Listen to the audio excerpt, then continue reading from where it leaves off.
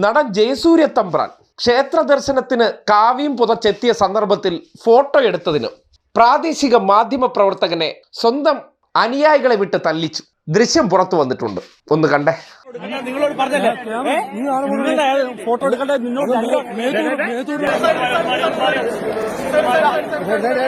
ഒറ്റ സെക്കൻഡ് ഒരു സൈഡ് കൊടുത്തോ, ഒരു സൈഡ് കൊടുത്തോ,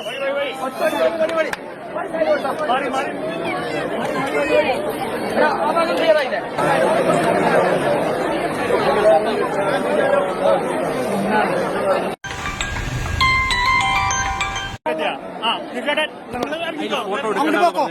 പിന്നെന്താ നിങ്ങളെന്താ ഫോട്ടോ എടുക്കണ്ട? നിങ്ങളോട് പറഞ്ഞല്ലേ ഫോട്ടോ എടുക്കണ്ട. നിന്നോട് രണ്ട് തവണ പറഞ്ഞു.